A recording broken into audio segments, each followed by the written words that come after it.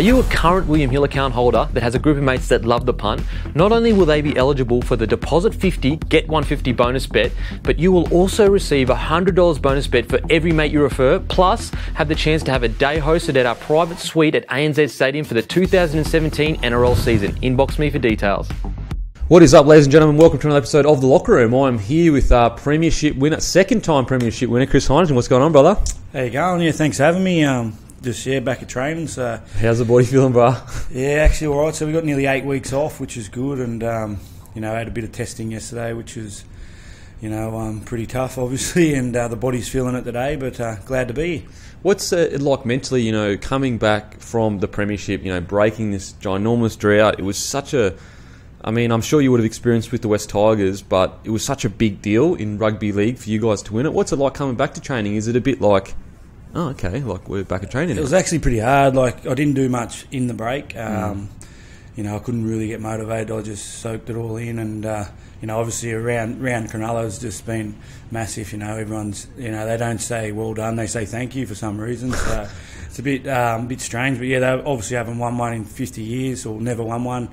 And there's clubs been through some tough times as well, so it's good to have our time in the sun, I suppose. Has Flano said anything like, all right, boys, this is it, it's done? There's no. Not yet. We have a orientation day on Friday where he'll address the group, but he'll definitely be going down them lines. I think where he'd probably say, let's go back to back. Let's all them sort of cliches. But it was a real good time. Oh man, I remember that grand final, far out. How does it compare to? It's like West Tigers when you won in 2005, you changed the whole game of footy. That fast, quick play the ball, getting up. Wrestle wasn't as big back then, so it was an extremely big deal. How does it compare the two different wins? Yeah, well, in 2005 there was, like you said, there was no surrenders, no dominant tackles, so you could just me as a forward could just get down quick play the balls for the likes of Scott Prince, Benji Marshall, Brett Hodgson, so we've sort of changed the game and created the speed, and I think it's come back that way a bit, like this year. Probably the difference is when I was only young, I was only 21 or so when we won the grand final, so I thought they'd come along a lot more, but they obviously didn't. So 11 years later, so I've done a lot of hard work to get there 11 years later, and sort of soaked it in a bit more. Where it went so quick back in 2005, the week leading into the grand final. So it was just really good to soak it all in, and to obviously get the win, which was just unbelievable. To win 2 premierships. And I guess you had the good fortune of you have won it before, and you realise how special it is. You know what I mean? Yeah, well, that's true. I spoke to Mick Ennis, who's lost a few grand finals, and the way he explains about losing it, I just didn't want to feel that. So, I just feel like I've been, given 2 really, really big opportunities, and, as a team, we took them on board and got the win. Man, it was so, what an... you didn't make it easy for yourselves. You did not make that last 20 seconds. What were you thinking that last week? Were you just stuffed? I was actually on the sideline with Matty Pryor, and we got up, and there was a minute to go, and I think they had a scrum down Melbourne's end, 10 out, and I said, we just got to make, 6 tackles, and Matty Pryor's looked at me going... he was a bit worried, and we've started walking down the field, following the play. Yep. And then there was, they were shifting it left and right. And at training, we'll train not to chase the ball, not the centre and wing to chase over. Yep, to create a gap obviously, inside. Birdie and Val chased to our left, and so there was no player from the Sharks inside the black dot, so they were all over this way, and then the ball started coming back this way, and I thought, we're gone here. But then luckily a few passes went behind a few players, a few of the Melbourne players, and it gave us a bit of time to get across. But that's what we had to do. We had to scramble like hell, and I couldn't imagine losing that game that night. We were in front all the whole 80 minutes, but that's what Melbourne do. They just hold in, and then you make the error for them to win. So we were lucky enough. But there was another chance where I think Chambers put a little grubber through somehow bent it like a banana around the sideline, didn't go out, picked it up, and then he had Cooper Cronk up on the inside.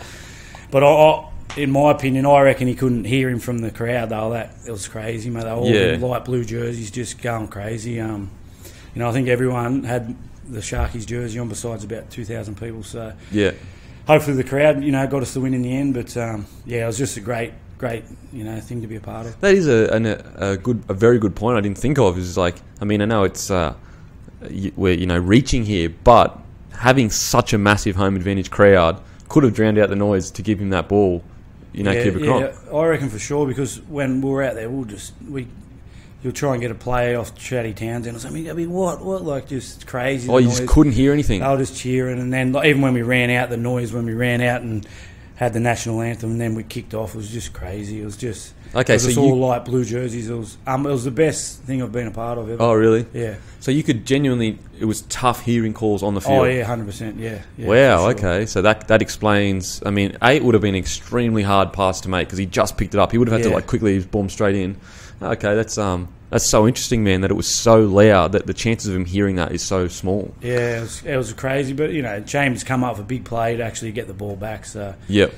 But it's one of them things where they'll probably look back and go, that was a chance for us to win the game, but it wasn't to be. I think, honestly, there's only Melbourne could have somehow hung in there with the level of footy you guys were playing. You guys were playing unbelievable footy for that first 20, 40 minutes. Like, you were just... Yeah, I mean, no other team, I don't think, could have stuck with you the way Melbourne did. That's what I was a bit worried about, because we didn't have that many points on the board going into half-time, and...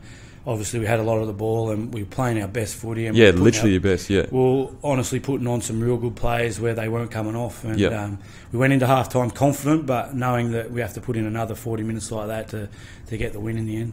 Man, yeah, it was a great game of footy. Great game of footy. And is there anything? Is there anything that surprised you?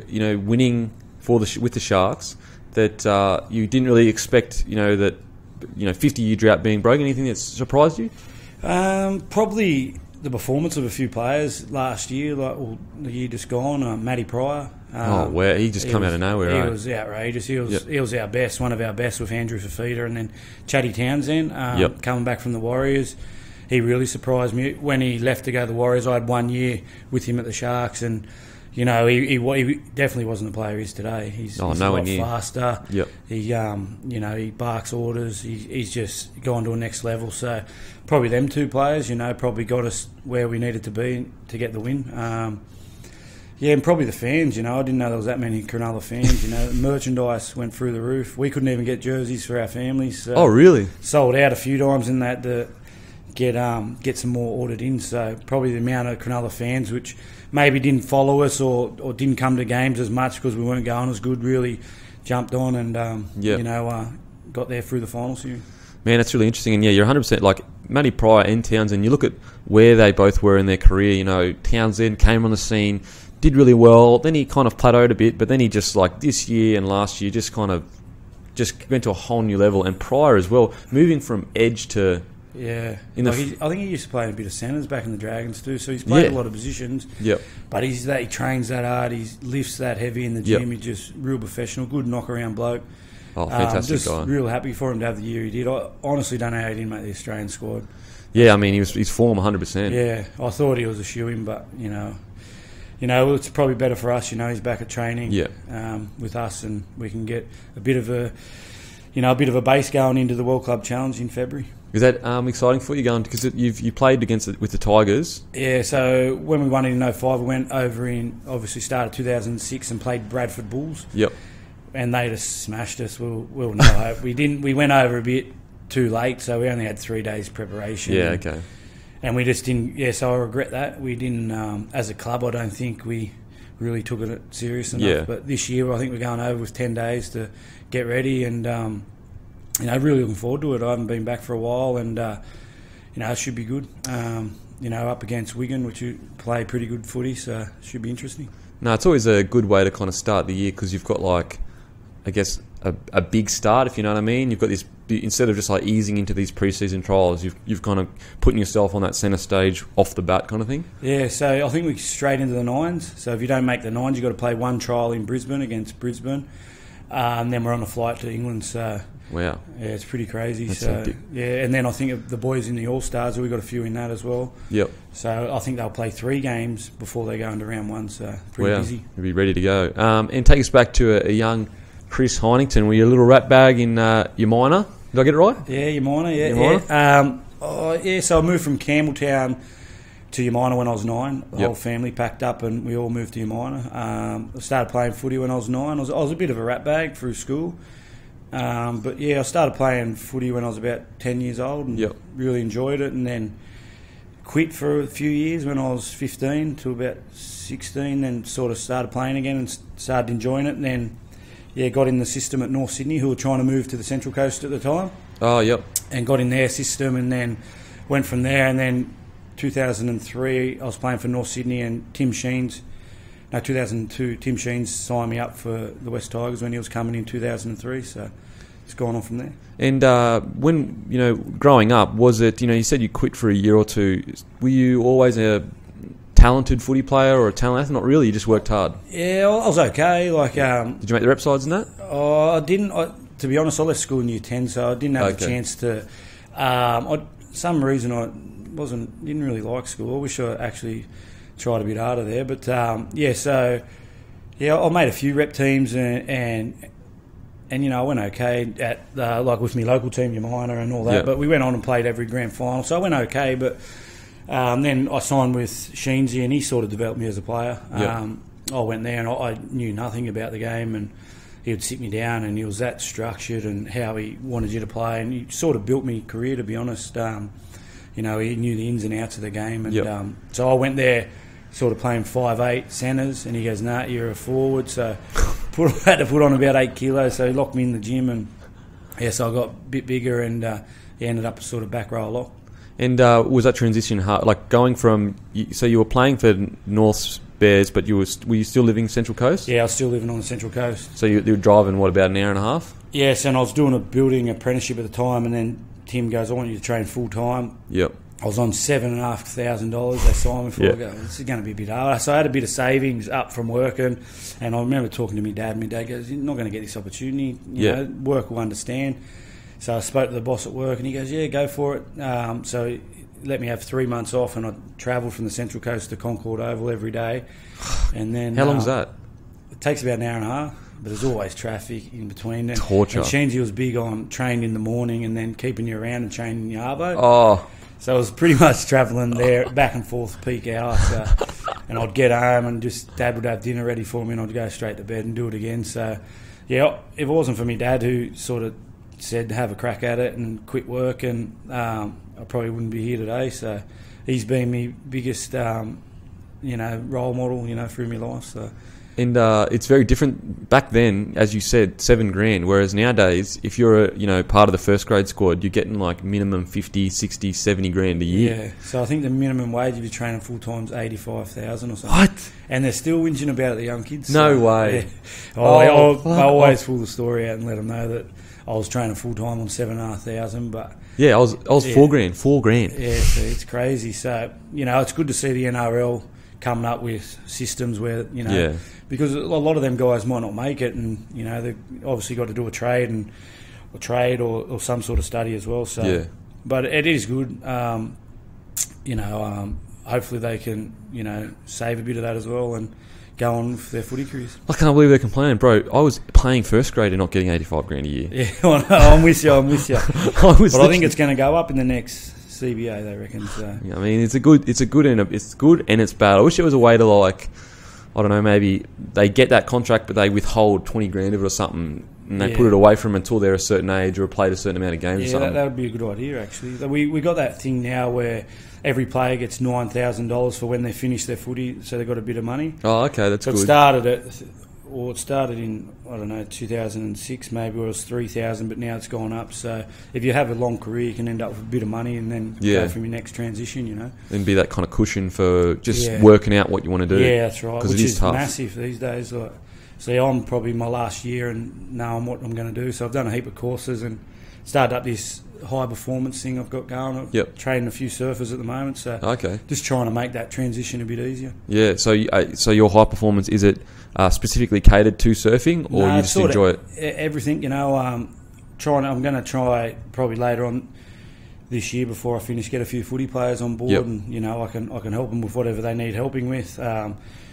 Train them up. It's the AFL have got a bit of a system where they have like a combine test. Oh yeah, So similar to that, get them ready for a trial or. That's a good idea. Yeah, so it's a really just good sort idea. of go down that track. But I did a bit with Tyler Wright, who Yep. Did a bit of stuff with her and Matt Wilkinson, who are both on the World Surfing Tour. So Yeah, really okay. enjoy it, helping other people achieve their goals or dreams. So. Yeah, 100%. It's a really good idea because there is no set system of like for young guys or even older guys that may have fallen out of first grade and they want to get back into that shape they need to be in. Yeah. To just go, okay, where can I go to get the exact training needed to be at peak condition when I do go to these tests kind of thing.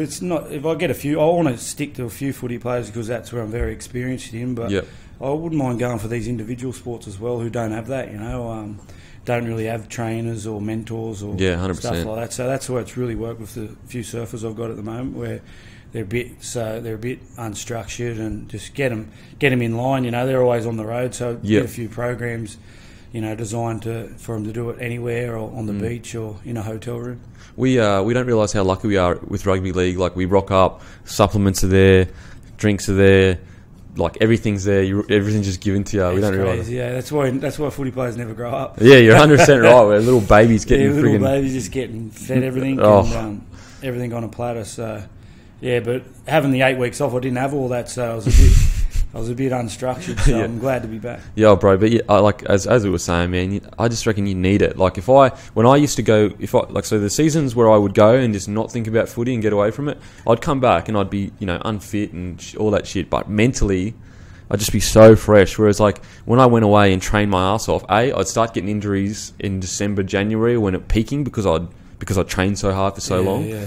And B, I would just be, by the time I got to around 10, I would just be so mentally flat. Yeah, it's a fine line there because you don't want to go back too overweight or too far behind, but you definitely need a break. I had the whole 8 weeks off. I only played 2 games of touch footy and did a bit of surfing, but I come back and felt all right, just mentally fresh and ready to take on next year. How do you feel mentally? Being a veteran, you've played 295 games. Yeah.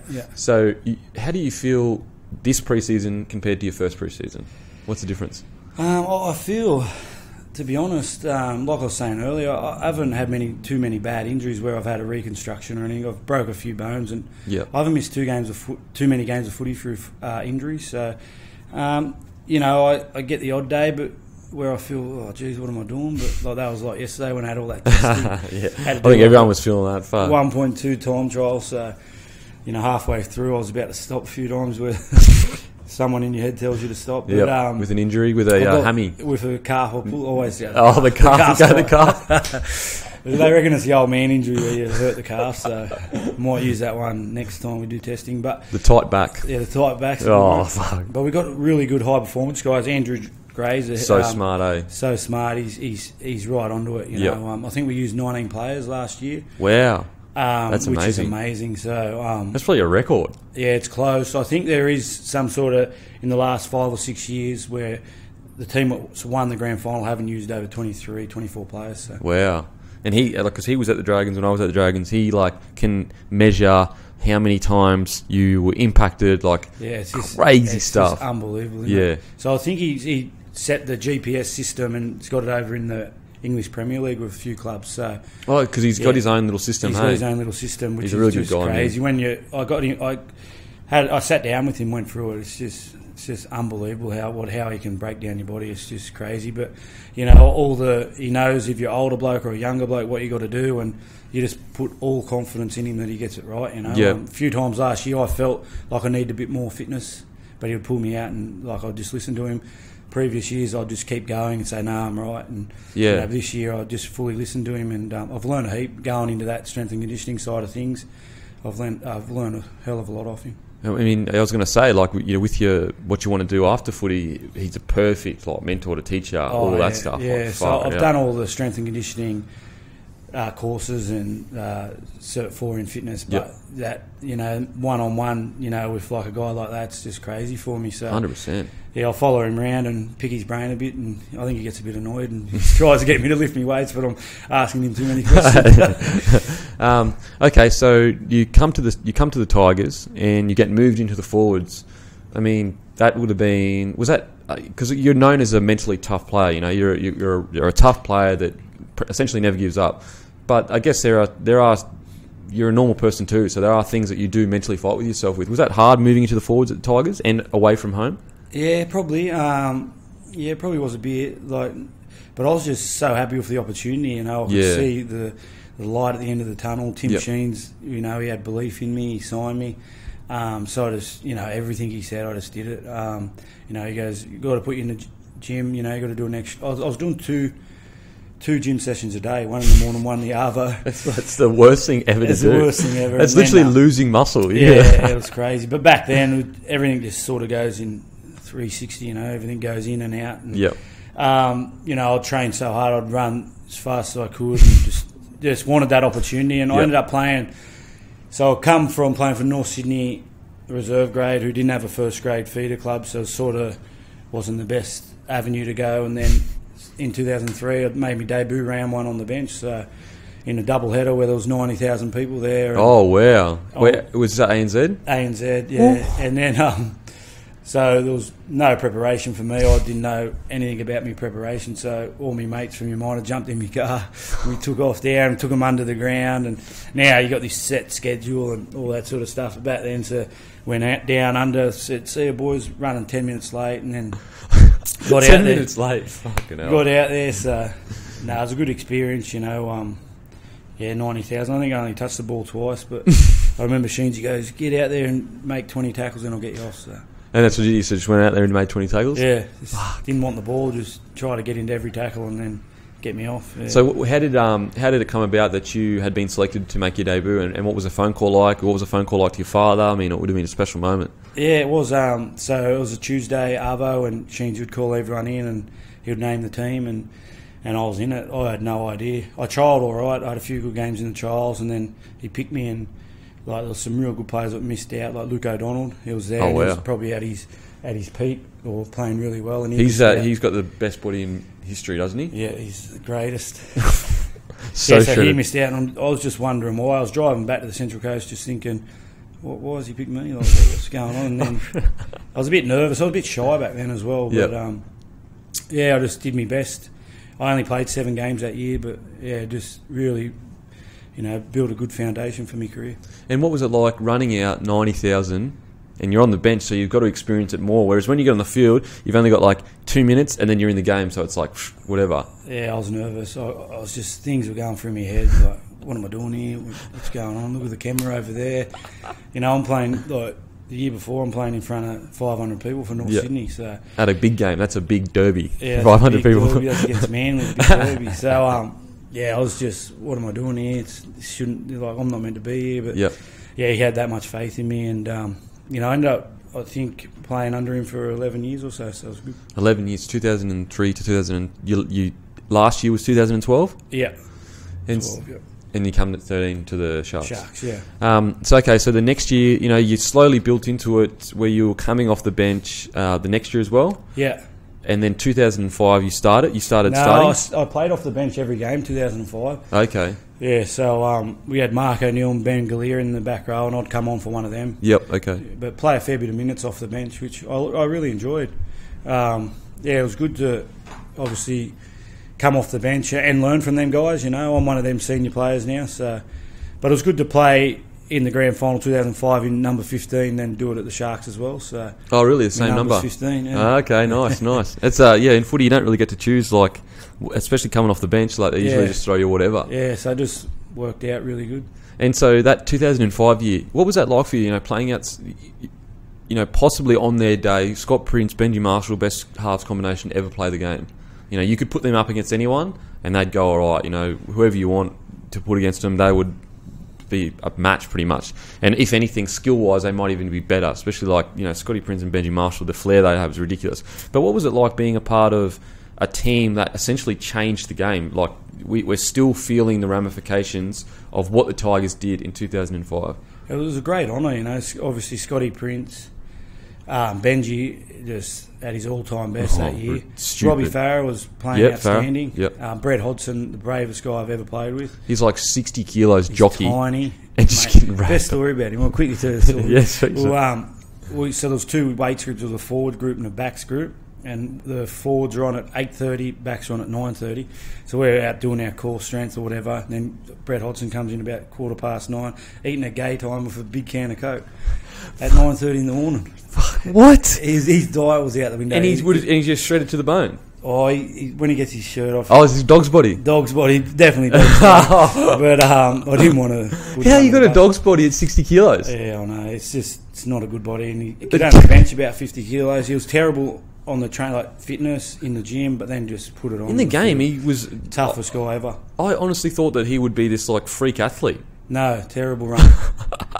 Is he probably the most... He'd be like... The worst trainer ever? So say you're doing an L shape and they've got them big cones in. He's going straight across. He'd be doing the last one and grabbing the cones because he's finished. Like, that's how far behind he is. What? Yeah. Bro, that is blowing my mind. I thought Hodgson was like this fitness freak. No, he was terrible. But then in the game he was. Yeah, 100%. Crazy. He was so good for us. Then we just mixed a good... we had a good mix of senior players and young kids. Yep. And, Mark O'Neill, Ben Galea was really good. And, 05 we just sort of... I don't know, it's just the same sort of thing. When I made my debut, I thought, oh my God, look at this opportunity we've got. Yep. I remember we didn't go into camp, we all stayed at our own houses. Oh, okay. And that made me a lot nervous because I wasn't around any of the boys. Yep. Where the boys would keep you a bit calmer and you'd go and do something without thinking about the game. Yeah, but starting in the final series, Sheensy got all the young kids together. He said, it might sound stupid, but he said, when you start thinking about it, just tell yourself to stop and go and do something else. So I was just living by that. So through the whole 4 weeks, Yep. I'll think about it and just go, I might put a DVD on, because I started thinking about it. And then come the grand final, we've won it. And then you've obviously heard me after match final speech, so I just let it all out then.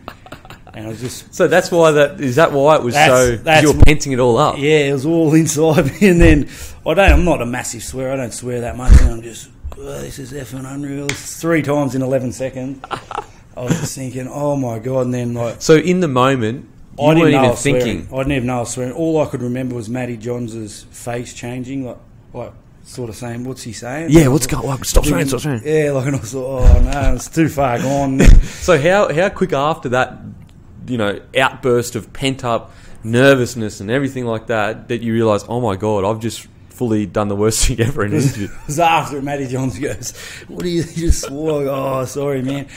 But it was funny. That was live, so it was just, they couldn't beep it out. But now there's a 12-second delay, so I've changed the game a bit. So you've changed the game. There's a 12-second delay, so they beep it now. Oh, that's what I thought. But then in the Sharks grand final, I think Gallen swore, and there was no beep, so maybe might have gone changed. Back to live. Yeah, good hell. Right, that is. So the grand final speech. Do the grand final speech, and what's the word from the family? Or like with all the boys giving it to you, like fucking Heino, what are you doing? It was and you can swear on the show too, by the way, bro. Oh, can you? Yeah. I didn't know I was swearing at the time. I could just see Matty Johns' face and thinking I'm doing something wrong here. But I was that excited, like I said before, where I let out all my emotions in that interview. But I think my nana and granddad had like a bit of a tea party. Oh no! I think they turned a bit of a blind eye to it. I think they're sitting there and they're all sitting there with tea, just like watching. Yeah, you just imagine our grandson, well done. And we're so proud of him, and you're just like, this is fucking great. This is fucking unreal. Yeah, but so we caught up probably 2 weeks later, and they said congratulations, and they're like, they actually heard it, but they were playing. They were acting like they turned it off after the game. Yeah. They definitely heard it. 100%, bro. You could not hear it. Okay, so the next year, we're just talking, so everyone, including even at the Bronx, we were trying to figure out how do we stop this West Tigers side? Like, how do we because at the time, it sounds obvious now, like hold them down, wrestle more. Like it sounds so obvious, but at the time, no one had answers for it. And yet the next year, after he's won that year, the Broncos ended up winning 2006. People seemed to work it out. Was it frustrating for you guys as a team? Yeah, it probably was. We all probably weren't playing as good as 2005. Had a few injuries as well, but I think they brought in the dominant tackle in 2006, the surrender tackle, so it slowed the game up a bit, which we struggled with. Benji, Brett Hodgson, Prince, like a quick play the ball. Robbie used to like one marker. A late A getting back, and it seemed to really slow up a little bit and just affected our attack a little bit. And your forward pack was a bit smaller too, faster. Well, smaller. We lost Mark O'Neill, was a big loss. He was good for the group. I think Princey was talking about leaving through all that year, and to 2006, and I think Benji hurt his shoulder. So yeah, we had a few injuries and all that, but we had a bit of a grand final hangover as well. You know, and obviously the game slowing up a little bit with them wrestles didn't help. And did you actively discuss or talk about the fact that the game had been slowed up? Were there things that you try to adjust, or not really? Yeah, we did. We tried to play a bit more structured, which doesn't suit the likes of Benji, Robbie or Princey at the time. That didn't sort of work. So it's sort of playing around with a few things, but it wasn't probably our year, to be honest. And so you stayed until 2012. You made Prime Ministers 2008, 2009. Yeah. What was that like for you? Because you weren't growing up. Obviously, you made the reps, some of the rep sides, but it's not like it's not like you're an Israel Folau of your age group where everyone's like, this guy is 100% going to be a superstar. What was that like for you making Prime Ministers? Yeah, it was really good. I got to play alongside some really good players. So, I was in PNG, which is, they love their rugby. What was that experience like when you first got down there? It was crazy. At the airport, they were all just cheering and chanting and banging on the bus. Just outrageous that they actually like rugby league that much. And then playing and then training, and then they'll chase the bus. Yep. And then in the hotel where we're staying, there's these big wire that gates up, and they're all just hanging around waiting for you. Yeah. Then they just chase you back, the bus back to training when you got to go back. It's just phenomenal. And then we went out to Mears, his name, from the Gold Coast Titans. His village, Mead's village. Yep. And that was insane, mate. They were all just going, Mead. They love him. They just all so when we turned up, we walked up, so Martin and Owen will come, and then they just all come out. Yeah. Just they love him, man. He's like... He's king over there. He's king. He come from, he was been on the show, he literally used to hunt his food. Yeah, it's crazy, And then we went to this hotel, and there was... Adrian Lamb poker machines and everything. Oh, really? All his faces, and then where he kicks a goal or something. Far out. So it's just another world, eh? Yeah, crazy. Far out. I would, if there was some way to do it. I know it would cost so much, but to have a PNG side in the NRL, I think it would be awesome. It'd be awesome. But it'd be awesome for them. It'd be good for the NRL too, but yeah, it's just hard. I mean, if you could somehow maybe give them a bigger salary cap to entice people to live over there, that's right. Yeah. Or maybe they live over there for the preseason and then they come over here for the season or something. Yeah, true. I just reckon. I mean, imagine the positive uplifting would happen to that community if they had their own side to back. Yeah, it's good to see him in the Queensland Cup. Yeah, and going well. They're always around the top four. So 100%. Hopefully, in the next 5-10 years, you could maybe see an NRL team. Yeah, I guess with that Queensland Cup side being there, they've got the structure to build into something. Maybe the young kids can see a future in the game as well. Because they've got the natural they've got the 100% the genetics and natural talent to have their predominantly PNG based side. If you know what I mean. Yeah, crazy. Well, you could at least put 6 to 8 in an NRL team, I reckon. 100%. Still go well. 100%. If they, I was speaking to Junior Paulo recently, and I was like, all you got to do is so a recent statistic came out that Kevin Nkwama was telling me that I think it's 53% of the NRL is Pacific Island. Yeah. And it just shows you that when these kids from these really poor islands get the same resources as we get growing up, they excel. It's great to see. They're exciting too. They're all big, fast, aggressive outside. A lot of them are outside back. Yep. It's great. Even seeing Fiji trying to get into the Queensland Cup or the New South Wales Cup as well. Yep, good, that'd be sick. So I've been over there a few times, and they were more rugby, and then I went back 5 years later, and now it's starting to turn to league. So, which is a good thing for the NRL. You see I love Fijians, Papua New Guineans. They just, I don't know, they're quiet, but they're really exciting footballers as well. Yeah, 100%. And I mean, imagine how much that would boost the game if we had all those islands with their own side. We'd turn into an international game then. I think. Then it can be, the national game. So, but it's I'd love to see even Tonga, Samoa at a international level somehow get more funding to perform at a higher level, once the World Cup comes around, because they've got real talent there. So, well, I think the Samoan side had pretty much an NRL side this year. So if they just had more funding, I think they had 16 or 15 out of the 17 that were NRL experience. Yeah. Yeah. So you're 100% right. If they had more funding to kind of better training, better coaches, and all that kind of stuff. Yeah, 100%, man. And that's the only way I think personally that we're ever going to turn it into an international game is if we go to those islands. We don't I know England and that is great, and Scotland, but let's focus on these islands that there's real advantage to growing the game for everyone, kind of thing. Like you said, 53%. Yeah. So why not get them involved and get them playing for their country? Yeah, 100%. Okay, so 2000 that was 2008 and 2009. 2012, you became the most capped West Tigers player, as in you played the most for the West Tigers.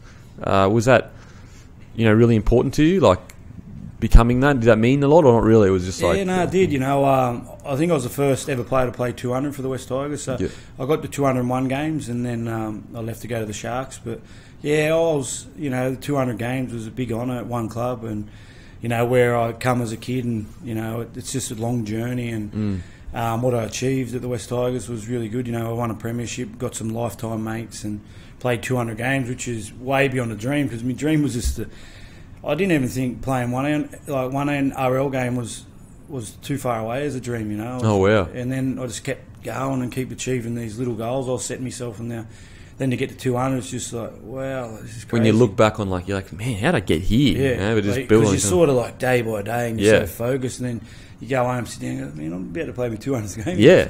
What am I actually doing? It's just because you're like, the percentage of players that do that is like so small. It's like you could, 50, 60 players or something like that, if that? Yeah, so to play 200, I think Gus Gould, or I vaguely remember, or Robbie Farrell was telling me that it might have been 8% of players play 200. I don't know. There was some sort of percentage. Yeah. Or maybe 3%. But it'd be so small, bro. Because think about how many players do you know that's played over 200 games? Yeah, not many. Not many. Yeah, it was a great honour, great achievement as well, I suppose.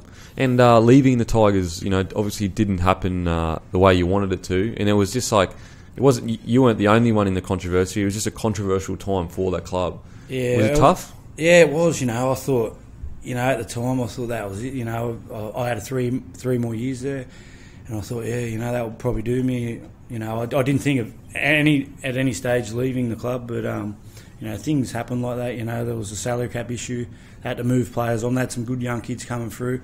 So looking back now, I can understand, but at the time, I didn't. Yeah. I was a bit bitter, a bit disappointed with the club, to be honest. But went to the Sharks and with Bo Ryan. Yeah.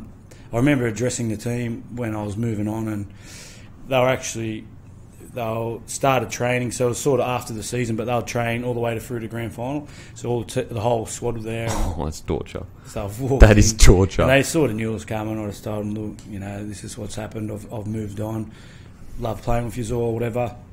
Walked out of the room. What just happened? That's it. Just left the club I've been with for 11 years, and it just happened overnight, pretty much. And Sharks were good enough to take me in, and we had a few rough. The first year I was there was good, and then Asada hit, and hit rock bottom there for the boys for 1 year, and then been there. That was my fourth year, and we got the big prize last year, so it was good. And leaving, it's funny how life goes on. Like, just like you walk out and that's it. Like, it's over. 11 years together. This is my life. That's footy for you. It's just brutal, eh?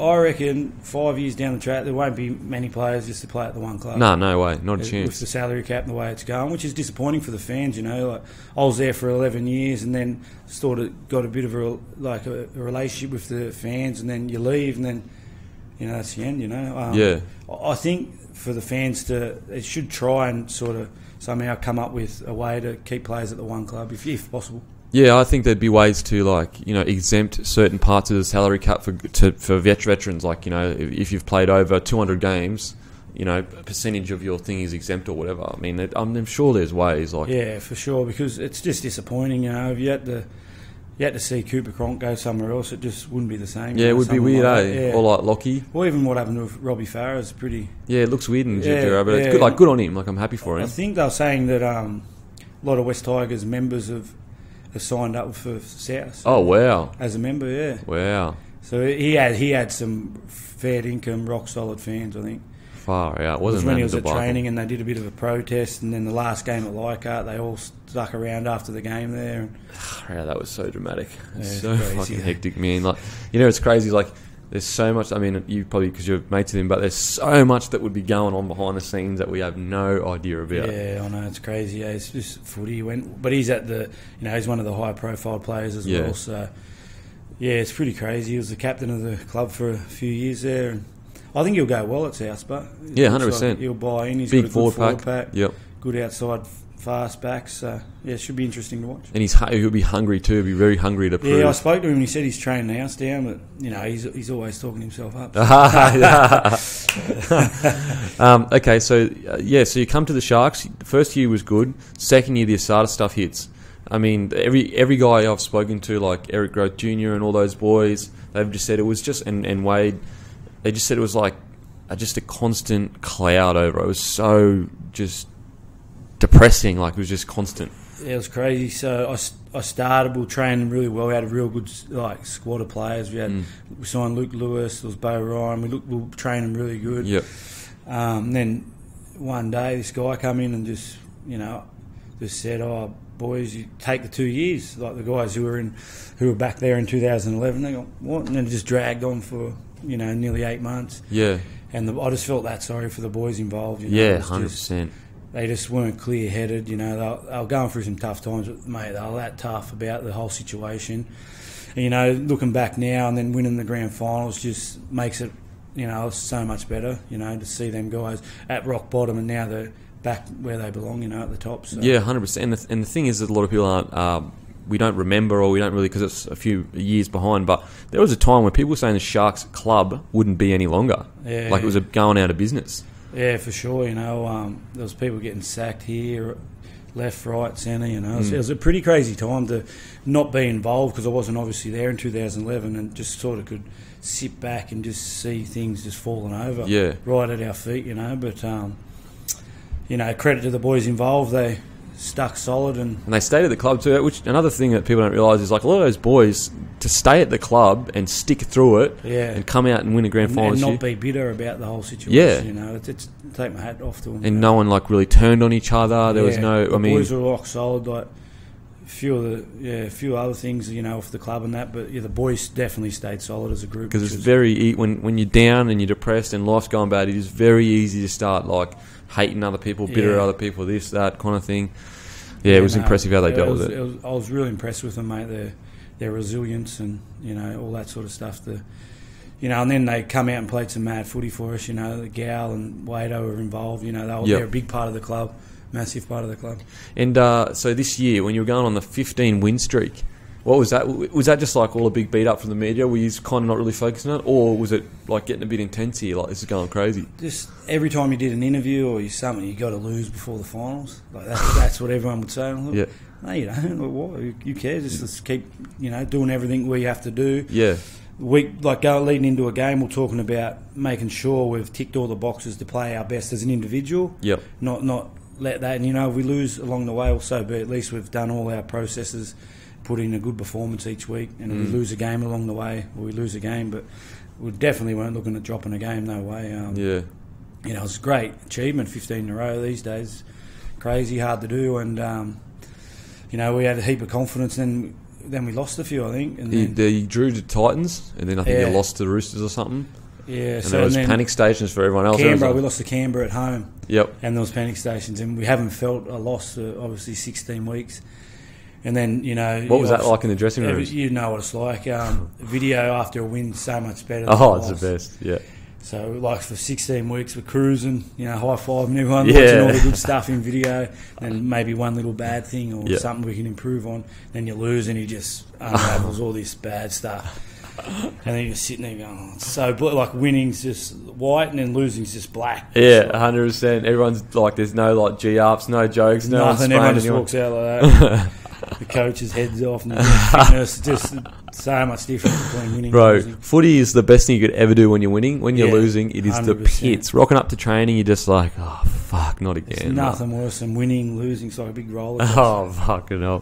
What's something that the grand final, is there something that you specifically remember from the week or after the week? Or probably day of the grand final. We obviously didn't go into camp like we did. So we didn't go into camp, so we all stayed at our own houses. We had to meet at the ground and get a bus in. I sat next to Jack Bird, Yep. and just I was nervous. I played it, I was going into my 14th season, Yep. and I was nervous. I was really nervous. And then there's Birdie. I look across, he's just sitting next to me, Snapchatting, waving to people who are like following the bus. Just didn't care. Didn't care. Loves I it. looked at him, I go, mate, what are you doing? Who cares? Like, it's just another game. Like, You're so like he's the rookie. oh no, that's what I mean. It's completely different now. Young kids, I don't know. They're just that confident in their own ability. And like he went out there, and he was one of the best. He busted his elbow. If you've seen the slow mo of that, come right out, mate. And they go, come off, because we had Gerard Buell on the bench, so he could pretty much swap. Yeah. And he goes, no, I'll get to half time.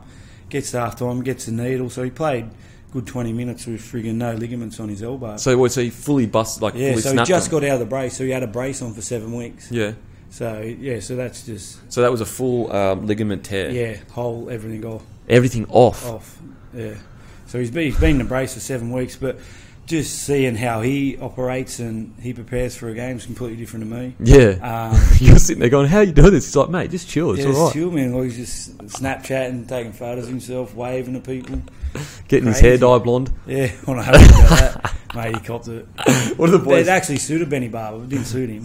What did the boys say when he rocked up to... Oh, Gow's into him. Gow's old school. He's going, what are you doing?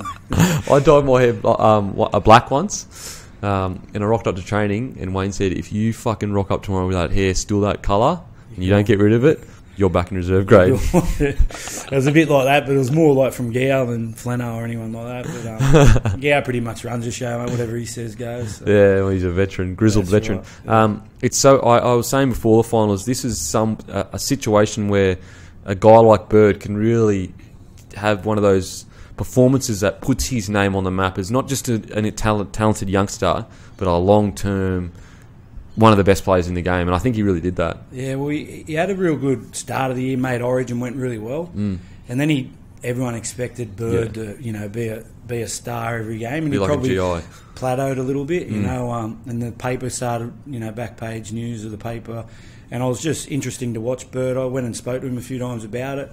He goes, I just want more ball, and just trying to improve. Yeah, probably lost a few kilos, and then back end the final series, he's on fire. Oh mate, unbelievable! Him and Valentine Holmes, both killing on that Holmes right edge. was playing ridiculous. Like his kick returns, Valentine Holmes, unbelievable. So important Against the Cowboys. I think to go into the grand final was just ridiculous. That Thurston run, straight over him. You know what people don't realise, and I tell this to everyone, and no one believes me. I'm like, Valentine Holmes is 6'1", and pretty big. Like, he's got a smaller upper body, but he's like he's a big dude. But everyone reckons he's small and fast. He looks small on TV, but in real, he's going to be a big boy. Yeah, 100%. Like, he's probably not as tall as Israel, but he's a big frame like that. Yeah. Like, and people don't realise that. And I say like Carmichael Hunt, really big down body. But he trains hard in the gym. So his carries coming on them kick returns are ridiculous. And you so in the middle you make 2 or 3 tackles, you kick pressure, and then you turn around, you like that.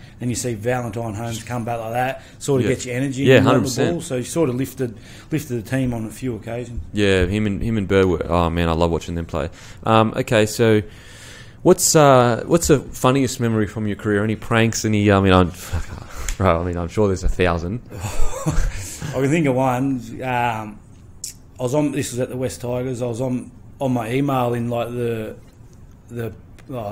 manager of the group. So I was on my email writing a few emails, and I left it open. Oh no! And then Liam Fulton and Bryce Gibbs got a hold of it and emailed David Garnsey, who was the CEO of the Players Association.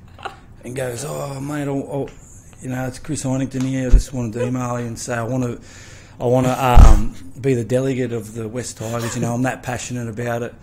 And then, so obviously I didn't know anything about it. They've deleted it all. And then we come back and we have a meeting, and I'm sitting there, I have no idea. And he goes, Chris Heighington, could you please stand up? I go, what's going on here? Like, I'm at the back, like, half falling asleep in their meetings. And he goes, mate, I couldn't believe that was an inspirational email. And they're all just like, cracking up laughing. And I'm just, what's going on? You come up the front, mate. You're the new jelly. I've never had an email like that. You're unbelievable. And I just took it on the chin, didn't say anything. Thanks, mate. And they're all cracking up laughing. So how'd you find out? That was it. Like, he told me, and then so I just took the job on. So you were the delegate? I was the delegate. When did they tell you they sent it? Like, David Garnsey, like, I worked it out, and then after the meeting, they, boy, look, what about this? What about you dogs? You dogs. Got me good. But I couldn't like say, oh no, no. Yeah, because he's in front of all the boys and in like front of the boys and like pretty much a presentation on me. And I was, oh my god, oh that's the best get. That like, is a massive get. Did you like any payback or what? But you get them back there too. They're the craziest people ever. So they'll just keep going. They're the biggest. They'll get them 2 big Swiss balls. They'll go so lunchtime come around, we'll have our lunch and then go out in the field and they'll just run at each other. So they're just crazy. They're just crazy. Their heads, yeah, crazy. So you don't want to be going into a war with someone like that. No, so I honestly just took it on the chin. Waved the white flag. I ended up getting on with them, getting on their team. Oh, you joined the crew. Yeah, you can't beat them, join them. You have to. Anyone that did you channel your revenge into someone else? Oh, there was a lot of them 3-way conversations, or I think they had Texasaurus for a bit. Texas. You could text someone, and so it was this weird sort of Texasaurus. So Texasaurus.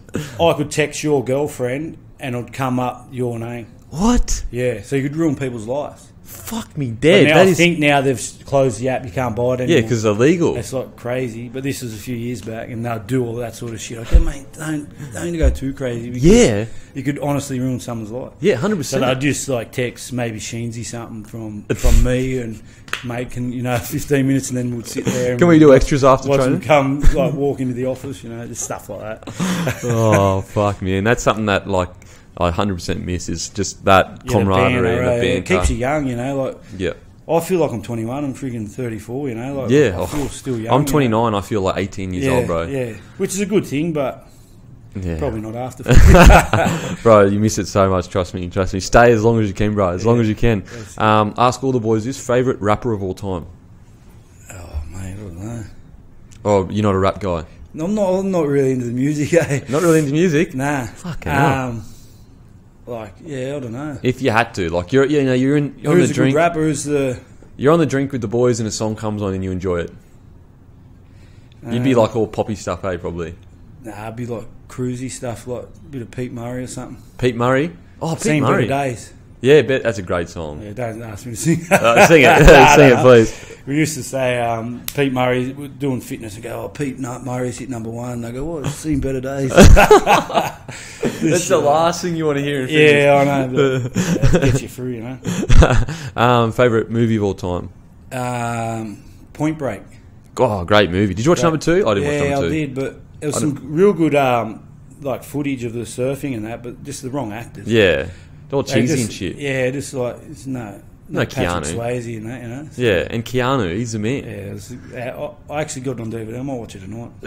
Forget about it. If you could have a billboard anywhere saying anything, what would it be?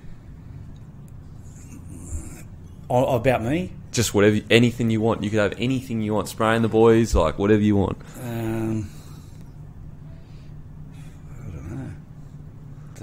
Just your new business? Probably my logo, yeah. Chris new Heighington's business. High Performance. Chris Heighington's High Performance. So it's CHHP. Oh, yeah. Chris Heighington. CHHP. Yeah, I don't know. Probably something like that. Business related, so I can go right after footy. Yep. All right, brother. Thank you so much for coming on the show, man. I appreciate it. It's been extremely interesting. Thank you. Thanks for having me. Well, Are you a current William Hill account holder that has a group of mates that love the punt?